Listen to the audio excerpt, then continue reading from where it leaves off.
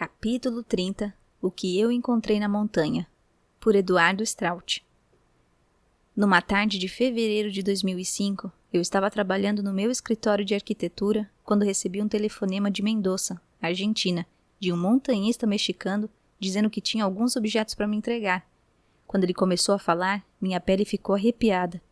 O montanhista mexicano, Ricardo Penha, um homem de 38 anos, que conhece em todos os detalhes a nossa Odisseia de 1972, tinha explorado a área do acidente, tentando encontrar vestígios do lugar onde o avião bateu, para reunir elementos que ajudassem a entender o que havia acontecido. Muito próximo ao lugar onde o F-571 se chocou, a 4.700 metros de altitude, espremido entre umas pedras, ele viu um pedaço de pano escuro. Com todo o cuidado, pensando se tratar de restos de algum corpo, escavou com ferramentas apropriadas e percebeu que aquele pano azul era um casaco, a jaqueta que eu tinha colocado sobre o bagageiro 20 minutos antes do acidente, pouco depois da decolagem do aeroporto de El Plumerillo, em Mendoza. Lembro perfeitamente que tinha colocado meus óculos de sol no bolso superior esquerdo da jaqueta. Estava em mangas de camisa, sentado, e depois aconteceu tudo aquilo.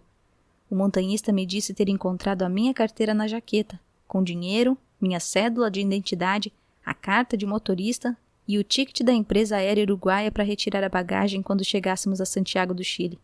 Também estava ali meu passaporte, em ótimo estado, com a assinatura perfeitamente legível, o carimbo da alfândega de saída do Uruguai, o da entrada na Argentina em 12 de outubro e a saída em 13 de outubro de 1972, de Mendoza. Todos os documentos que ele listava eram os que eu tinha esquecido em casa no dia da partida e que quase me impediram de viajar. A 6 metros daquele local, Ricardo Penha também encontrou a armação metálica dos meus óculos Ray-Ban, sem as lentes. Em todos esses anos, eu tinha pensado várias vezes nesse passaporte, que era como uma síntese de uma parte da minha vida de estudante, pois estava cheio de carimbos de alfândegas da minha primeira viagem mais longa, quando dei a volta ao mundo como estudante de arquitetura. Várias vezes também pensei na jaqueta que eu havia comprado especialmente para a ocasião, e que tinha ficado com um rastro meu em algum local recôndito da cordilheira. E todos esses objetos me transportaram para o avião de maneira muito vívida, como se o tempo tivesse parado e nem um minuto tivesse se passado desde então.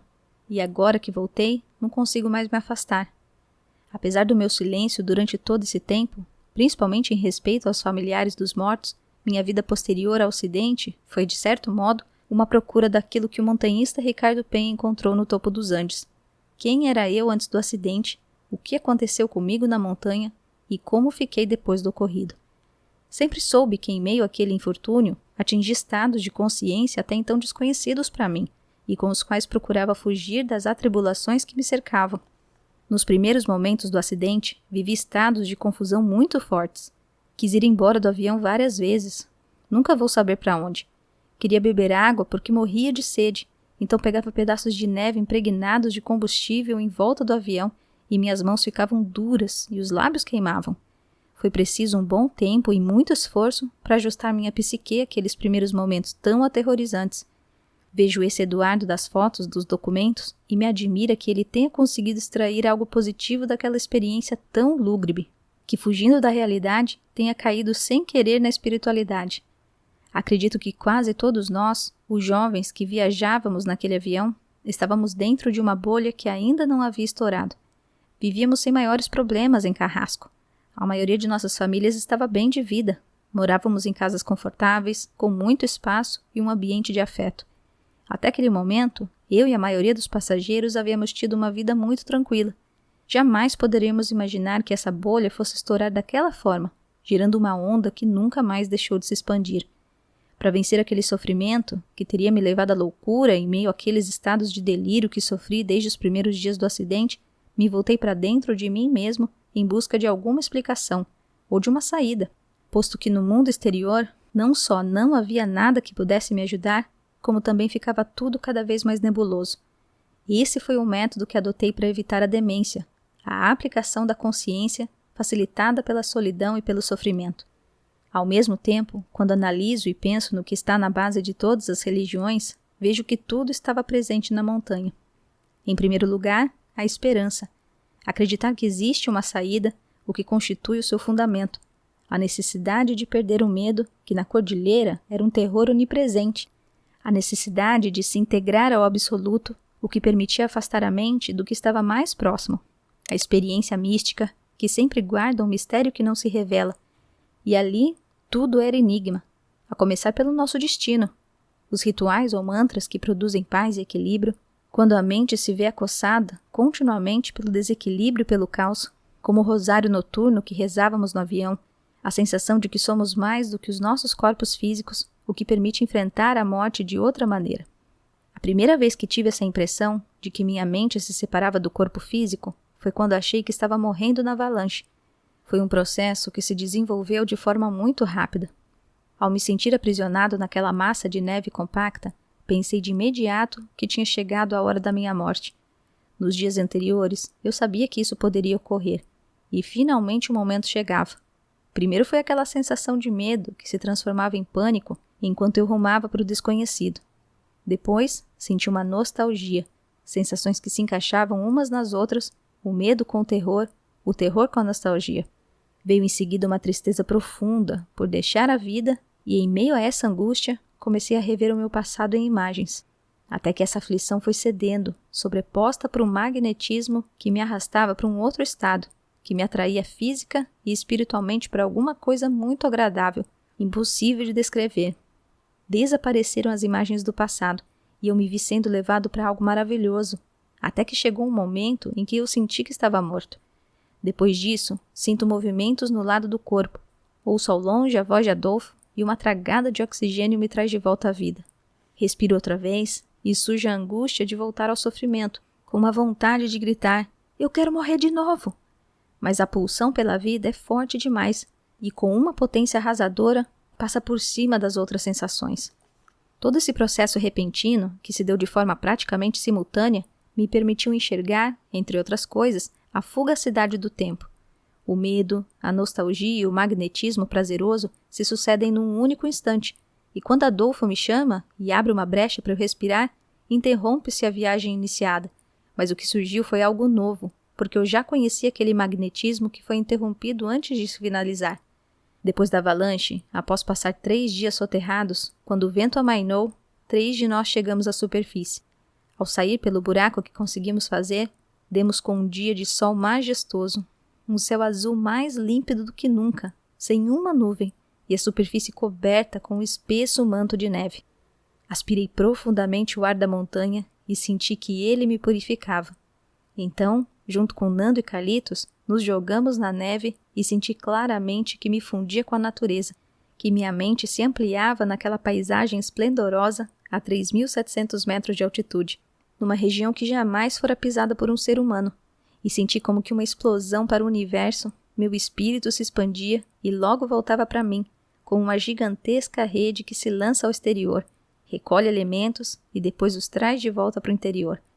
Fiquei aspirando e expirando aquele ar tão limpo e hipnotizado diante da nova visão que a montanha me proporcionava, até que meus amigos interromperam esse processo misterioso que eu começava a conhecer ao me chamarem de volta à realidade da fuselagem, para trabalhar e aumentar o túnel que tínhamos cavado e permitir que os outros também pudessem sair.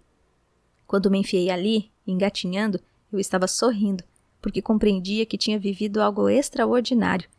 Sem querer e nem imaginar, eu tinha concebido uma espiritualidade diferente, que fazia com que me sentisse parte de algo maior, que é o que busco até o dia de hoje.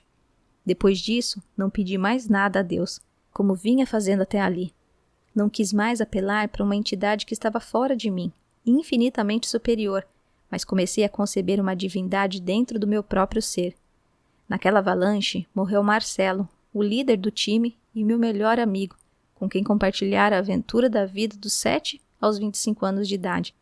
Os 3 primos Strout, Daniel, Adolfo e eu, assumimos aquela segunda liderança, a segunda etapa da cordilheira, sem que isso tenha sido explícito ou imposto. Tínhamos praticamente a mesma idade, éramos muito unidos e isso possibilitou que nenhuma decisão na montanha fosse tomada apenas por uma pessoa, pois conversávamos entre nós 3 e depois com os demais. Os mais novos não só precisavam de uma liderança, como precisavam também de uma imagem paterna. Buscavam alguém que apontasse alguma direção e dissesse: as coisas estão encaminhadas, não esmoreçam, nós vamos sair dessa. Ao mesmo tempo, todos precisávamos de consolo. No meu caso, me apoiei na atitude de Nando, embora ele fosse mais novo. Quando voltou do coma, no 4º dia, Nando disse: "Eu vou voltar a abraçar meu pai." E disse isso com tanta convicção e repetiu aquilo com tanta segurança durante todo o período que passamos na montanha que me deixava tranquilo. Este é um dos que vão se salvar, eu pensava. Nas últimas semanas de dezembro, quando o clima melhorou, procurei uma ou outra vez resgatar aquele estado de expansão da consciência que tinha vivenciado logo após a avalanche, quando saímos para o exterior. Quando eu me soltava, liberando meus pensamentos para que se distanciassem do ambiente mais próximo, chegava a fundir de novo minha mente e meu espírito com a natureza, e consegui experimentar sensações cujo vigor jamais voltei a conhecer aqui embaixo, na vida cotidiana. Muito tempo depois de meu retorno a Montevidéu, entendi que o que tinha acontecido é que, sem nenhuma preparação anterior e sem saber o que acontecia, eu tinha vivido o que é chamado de meditação. É sabido, e eu na ocasião desconhecia, que a meditação permite controlar as tensões da vida e ao mesmo tempo atingir o melhor funcionamento do nosso organismo, porque reduz a respiração, consome-se menos oxigênio e o ritmo metabólico diminui. Lá em cima não havia oxigênio, estávamos extremamente fragilizados e precisávamos reduzir o metabolismo ao mínimo imprescindível para continuar vivos. A meditação combate o estresse, e o que era aquilo que vivenciávamos 24 horas por dia, se não estresse em seu mais alto nível? Todos os elementos necessários para entrar nesse estado especial de relaxamento estavam presentes na montanha. Estimulado pela minha predisposição em relação a essas sensações, meu mecanismo de defesa apontou para essa direção. Cada um teve o seu, mas essa defesa não me levou a formar uma couraça que depois seria difícil de romper. Ao contrário, contribuiu para que me abrisse mais, e quando fiz isso, as experiências nunca mais deixaram de acontecer. O mais paradoxal é que a paz verdadeira só chega quando deixamos de correr atrás dela. Na montanha, não estava procurando nenhuma paz, mas sim fugindo apavorado do terror. Sem saber, tinha encontrado um método para sobreviver, o desapego ao que estava vivendo. Hoje, quando me aproximo de um estado desses, que me leva ao êxtase e ao arrebatamento, percebo que é semelhante ao que experimentei em 72, quando minha mente vagava em busca de outras dimensões, já que a que me envolvia era intolerável. Alguém pode considerar que naquela situação tão violenta eu estava sofrendo de um estado alterado da consciência, com o cérebro alucinando por causa do choque e da falta de oxigênio. Prefiro acreditar que vivenciei uma forma especial de meditação. Estávamos a 3.700 metros, a mesma altitude do Palácio Potala dos budistas, para quem as adversidades da vida são muito mais suportáveis, já que tudo não passa de uma ilusão. Sempre tive e continuo tendo 20% de mim na cordilheira, e não tenho nenhum interesse em trazer isso aqui para baixo. Na verdade, não é que eu tenha deixado algo lá em cima. É mais como um cordão umbilical que me liga a tudo o que vivenciei, e por isso sinto tanta necessidade de voltar à montanha de tempos em tempos. Voltei em 1995 com outros 11 do grupo. Em 2006, estive lá 2 vezes. Voltei de novo em 2007 e 3 vezes em 2008. Quando volto para lá, me conecto outra vez com algo tão novo e emocionante que nem sequer pretendo compreender, mas apenas sentir. Vivencio isso como um antídoto contra a vaidade ou o ataque da vida cotidiana aos sentidos. Por esse mesmo motivo, me liguei muito profundamente com a gente da montanha, com os guias locais, com os que vivem nos arredores e a conhecem bem, que sobem nela de vez em quando, esses homens que dormem ao relento no verão, a 20 graus abaixo de zero, cobrindo-se com os pelegos dos cavalos, pois estão sintonizados diretamente com a frequência transmitida pela cordilheira. Tudo isso me levou a falar sobre os Andes, a dar palestras, conferências, para contar que mesmo com a vida estilhaçada, eu encontrei uma curiosa forma de felicidade vinculada a essa fantasia, ou a esse desejo tão humano de ir um pouco mais além. Quando conto a história, fico impressionado e maravilhado com a reação das pessoas. Elas escutam sem piscar os olhos. Você vê lágrimas, força, uma integração. E como essa experiência é muito intensa, quando chega a hora de fazerem perguntas ou esboçarem reflexões, que é o que mais me gratifica, sempre acabo emocionado e transformado. Ao final, quando o evento já se encerrou, vem um momento mais íntimo, quando algumas pessoas se aproximam e se apresentam, não para fazer perguntas, mas para conversar cara a cara, para comentar algo sobre suas próprias cordilheiras, sobre como as relacionaram com o que acabaram de ouvir e como esboçam possíveis soluções, e depois agradecem por ouvi-las com tanto interesse. Na cruz de ferro colocada no Vale de las Lágrimas em janeiro de 1973, as mensagens que deixamos junto às sepulturas dos mortos no acidente se revezavam com outras mensagens ou epitáfios que outras pessoas que não conhecemos deixam para os seus próprios mortos, ou em referência às suas próprias desgraças, bem encaixadas entre as pedras para que não sejam levadas pela ventania dos Andes. Parece que depositam ali sua angústia e descem a cordilheira em paz, serenas com a experiência dolorosa e majestosa da montanha. Quando se completaram 30 anos do acidente, todos nós experimentamos uma transformação, porque precisávamos disso, e o aniversário serviu como pretexto. Reencontramos muitas famílias dos mortos que antes não queriam nos ver, reencontramos os oficiais da Força Aérea, que também não queriam saber nada de nós, os espectros dos Andes. Foi uma elaboração muito lenta, mas necessária para processar o que tínhamos vivido. Até então, não só eu nunca tinha falado sobre os Andes, como nem sequer mencionava nada a respeito. Mesmo quando as pessoas faziam alguma referência ao que ocorreu na cordilheira, eu não dizia que tinha feito parte da viagem. Em 2003, estava num automóvel com um médico e sua esposa, para quem eu construí uma casa em José Inácio, a 30 quilômetros de Punta del Este. Quando passamos por um ferro velho na estrada, que abriga uns restos de avião igual ao que caiu nos Andes, o médico começou a me contar a história de 1972, descrevendo como era o avião por dentro. Tive de corrigi-lo várias vezes, especialmente em relação às dimensões da cabine dos pilotos e à distribuição dos assentos na cabine dos passageiros. A mulher do médico virou-se no banco e perguntou: "Como você sabe de tantos detalhes?" "Porque eu estava lá", respondi. O médico parou o carro de repente e, com os olhos fora de órbita, os dois me bombardearam de perguntas durante 1 hora, estacionados no acostamento.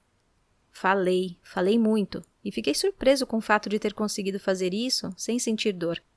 O que estava escondendo? O relacionamento com eles estreitou-se tanto a partir daí que de clientes passaram a ser amigos e confidentes. Penso com frequência naquela reação aparentemente tão ilógica que tivemos em 22 de dezembro, quando depois de ouvirmos no rádio que o resgate estava a caminho, cada um, sem falar com os demais, começou a improvisar uma sacola e a reunir qualquer coisa que conseguisse para levar dos Andes.